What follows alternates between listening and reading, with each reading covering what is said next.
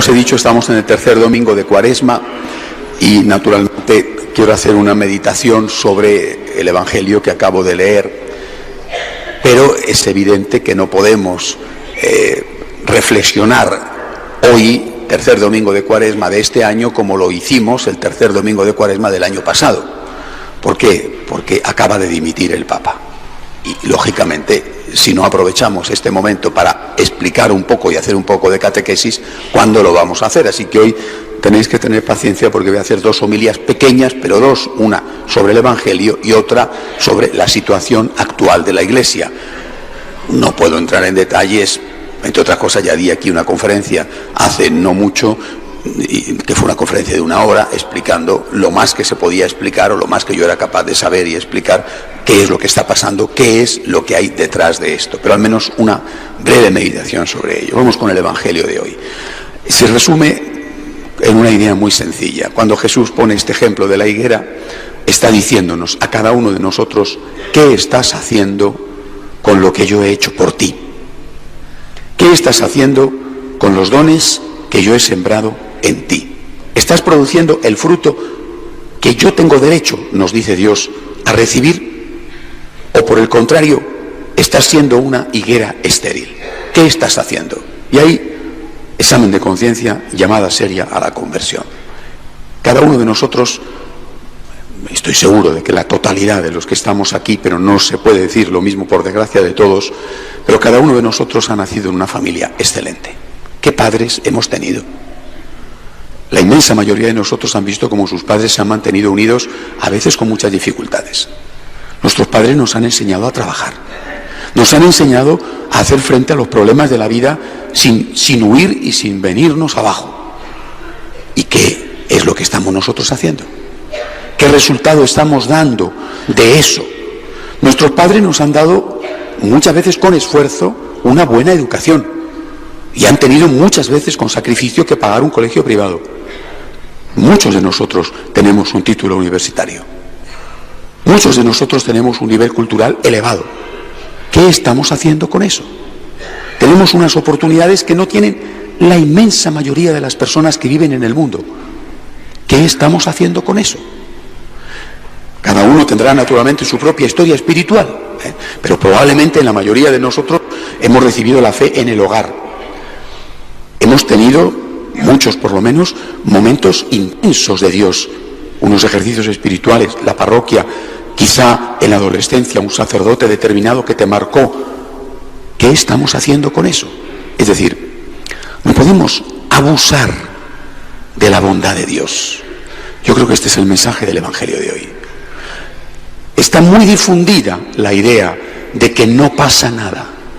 Y en la vida no pasa nada hasta que no pasa, entonces sí que pasa. La gente, y quizá alguno de vosotros piensa que Dios es tan bueno, tan bueno, tan bueno, tan misericordioso, tan paciente, que raya en la tontería. Dios es bueno, es paciente, es misericordioso, esa es nuestra salvación, pero tonto no.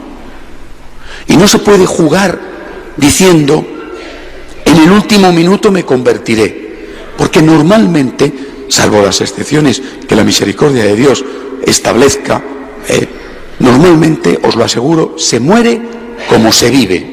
Si no estás en gracia de Dios, probablemente vas a morir en pecado mortal. Si eres un egoísta, vas a morir siendo un egoísta. Si no piensas en Dios y en el prójimo, en la hora de tu muerte, en lo único que no vas a pensar es en Dios y en el prójimo, porque no estás acostumbrado, y vas a pensar que se te va la vida. Así pues, no abusemos de la paciencia, de la misericordia de Dios. Demos el fruto que Él tiene derecho a recibir por todo lo que ha puesto en nosotros, desde nuestra concepción, por esos papás extraordinarios que hemos tenido, hasta todo lo que nos ha ido dando en la vida. Hasta aquí un resumen del Evangelio de hoy. Quisiera hablaros ahora de la situación que estamos viviendo. Y quiero empezar abriéndoos mi corazón, contándoos cómo me siento yo. Yo me siento muy mal. Esto es lo primero que quiero deciros. Y me duele, además, especialmente ver que todo el mundo está contento. Lo que yo percibo es que la inmensa mayoría está feliz de que el Papa se haya ido, como si el Papa se hubiera ido jubilado a una playa del Caribe, o como si el Santo Padre se hubiera ido por una forma natural. Oye, tiene casi 86, podría tener un Parkinson avanzado, una demencia senil, un Alzheimer, podría tener un problema renal gravísimo, podría tener un problema de corazón que le hace imposible. Bueno, eso es un asunto. Pero esto no es lo que ha ocurrido. No tiene nada que ver con lo que ha sucedido. Si el Papa se hubiera marchado por puro agotamiento ligado a la edad, bueno, pues sería una cosa distinta, como si el Papa se hubiera muerto. Entra dentro de la ley natural, pero no tiene nada que ver con lo que ha pasado. Al Papa le han crucificado durante los casi 8 años que ha estado gobernando la Iglesia. Y lo hemos visto. Ha sido una crucifixión, un martirio a los ojos de todos. Hemos, por lo menos yo y otros, hemos sufrido viéndole cómo iban a por él, cómo le agobiaban los enemigos de fuera, con colaboración de algunos enemigos que están dentro, con la basura de dentro aireada, promocionada durante años por esos enemigos de fuera. Esto es lo que ha sucedido. Un pueblo de Dios que ve cómo matan a su pastor y que no se da cuenta, es terrible. El Papa es un mártir. No se ha bajado de la cruz. Efectivamente, ha dimitido por el bien de la Iglesia, efectivamente, pero es que le han martirizado. Esta semana el escritor peruano Vargas Llosa publicó un artículo. En el contenido estoy solo a medias de acuerdo con él. El título es perfecto. No he visto un título mejor que resuma lo que está sucediendo en la Iglesia, lo que lleva sucediendo mucho tiempo. Tituló su artículo "El hombre que estorbaba". Efectivamente, Benedicto XVI ha sido el hombre que ha estorbado desde el primer momento. Él tiene una capacidad única, portentosa, de definir con una frase, con una idea, un tratado de teología. Cuando hace la misa antes de empezar el cónclave 2 días después, ya era Papa, él define la situación que vivimos, la dictadura del relativismo. No situación de relativismo, eso llevamos viviéndolo mucho tiempo, sino de dictadura, es decir, de persecución a todo aquel que insista en decir que el bien es objetivo y que el mal es objetivo, es decir, que el bien existe y que el mal existe.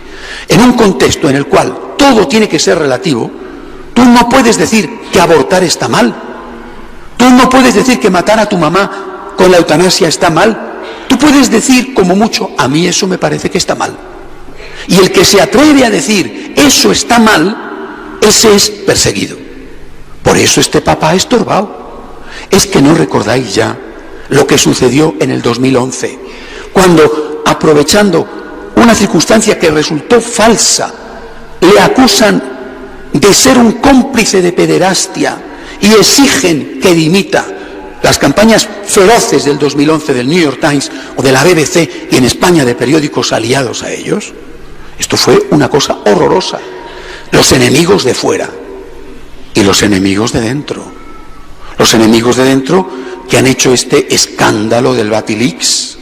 Los enemigos de dentro que con sus pecados, repito, promocionados por los enemigos de fuera, que han guardado silencio mientras les ha interesado hasta que ha llegado la hora de poner luz sobre la porquería que había ahí. Los enemigos de dentro y los enemigos de fuera son los que le han llevado a decir no puedo más. Esto es tan duro y tan grave que tiene que venir otro. Es una tragedia. La dimisión de un papa es una tragedia. Esto no es que se va de vacaciones. Esto es una tragedia. Le han doblado la mano y no ha podido más. Yo he tenido el don, la suerte de ser colaborador de él, como lo fui de Juan Pablo II, de estar con él, como estuve con Juan Pablo II. Os aseguro, es un santo.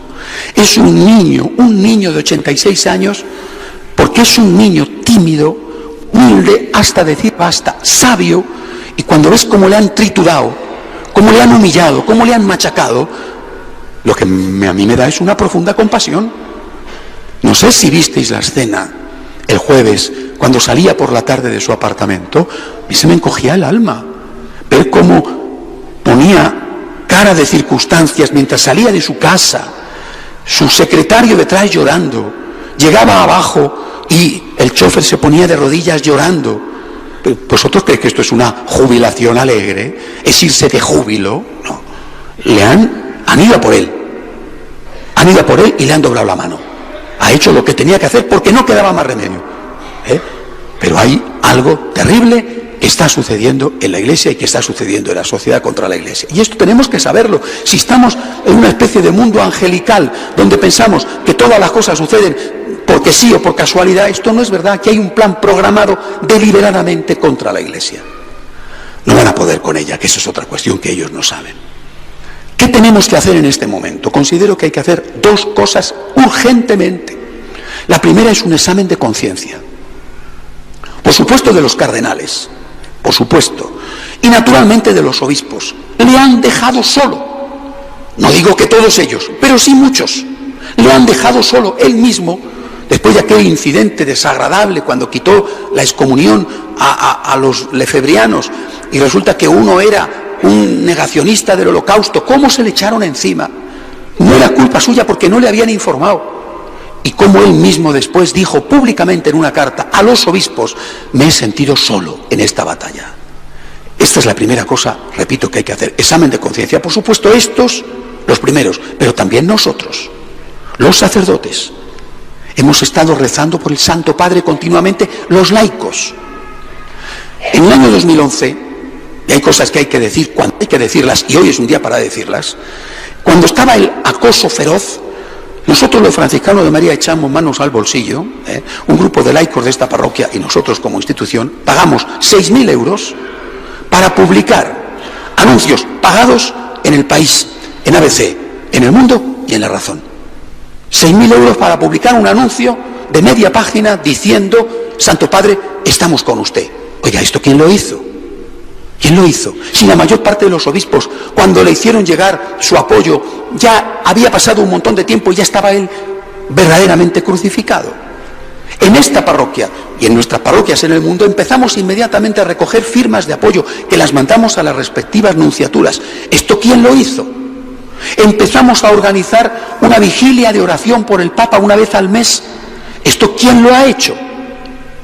La inmensa mayoría ha visto cómo crucificaban a este hombre y han mirado para otro lado. Ni le han apoyado con la oración, ni le han apoyado dando la cara por él. Y esto es lo primero que tenemos que hacer hoy, en la semana en que un Papa ha tenido que dimitir. Lo primero que tenemos que hacer es un examen de conciencia. ¿He defendido yo al Papa? En mi casa cuando le han insultado, en mi trabajo, con mis amigos, ¿he rezado yo por el Papa? He estado pendiente de que si este hombre vicario de Cristo caía, era un daño para mí, para mi familia, para la Iglesia y para la humanidad. Si no hacemos este examen de conciencia, volverá a suceder. ¿Creéis de verdad? ¿Se le ha pasado a alguien por la cabeza la idea de que el próximo Papa no le van a machacar? Inmediatamente ya le han cogido la medida. En cuanto el Papa diga algo que no le gusta a Obama o que no le gusta al tirano de turno, en cuanto el Papa diga: el bien existe y esto está mal y no vamos a ceder, van a empezar a buscarle las cosquillas, a husmear en su historial o a inventar si no encuentran nada. Y va a empezar, ya lo veréis, y no soy profeta, pero es que es muy fácil de decir lo que va a ocurrir: dimite, dimite y dimite. Y además van a decir: y mira, Benedicto XVI, qué bueno fue, qué humilde, cómo no estaba apegado al cargo y dimitió. Esto es lo que va a suceder dentro de nada. El Papa no puede estar solo y tiene que estar defendido y acompañado por cada uno de nosotros. Y repito, hay que hacer un examen de conciencia desde el primero al último, preguntándonos qué hemos hecho mientras veíamos cómo crucificaban a este santo mártir. Segunda cosa que tenemos que hacer, que es fundamental en este momento: mantener la fe y mantener la calma. Sabiendo lo que ha pasado, sabiendo lo que nos espera, mantener la fe y mantener la calma. El Papa ha repetido en los últimos días, en sus últimos mensajes, ha repetido una y otra vez, porque es una gran preocupación para él, ha repetido: la Iglesia es de Cristo. La Iglesia es de Cristo, la Iglesia no se queda abandonada, el Espíritu Santo cuida de la Iglesia ha sido fundada por Cristo, que ha dicho: las puertas del infierno no prevalecerán. Por lo tanto, fe y calma. No sé si os acordáis, yo me acuerdo perfectamente cuando murió Juan Pablo I, que fue 3/4 de lo mismo. Es decir, Juan Pablo I muere de un ataque al corazón porque se encuentra en la tostada que hay dentro, el problema que hay dentro. Problema que este Papa sabe porque tiene el informe y que ha ordenado que no lo sepa nadie y que se lo encuentre su sucesor en un cajón como si fuera el cuarto secreto de Fátima. Lo que pasa es que Juan Pablo I muere de un ataque al corazón. Pero aquello que nos dejó conmovidos, aquello se saldó con la aparición de Juan Pablo II. Por eso nosotros tenemos que tener fe en que Cristo, en que el Espíritu Santo no abandona la Iglesia. Es un momento de fe y de calma. Y es un momento de oración. Es un momento para estar de rodillas ante el Señor, pidiendo por los cardenales para que sean dóciles al Espíritu Santo, para que de verdad el Espíritu Santo pueda elegir a la persona adecuada para guiar a la Iglesia en esta difícil coyuntura, no solamente eclesial, sino mundial. Examen de conciencia para que no nos vuelva a pasar nunca esto, que nunca más el Papa esté solo mientras le atacan y le devoran los lobos feroces. Examen de conciencia, oración, fe y confianza. Cristo no abandona a la Iglesia y no la va a abandonar nunca. Que así sea.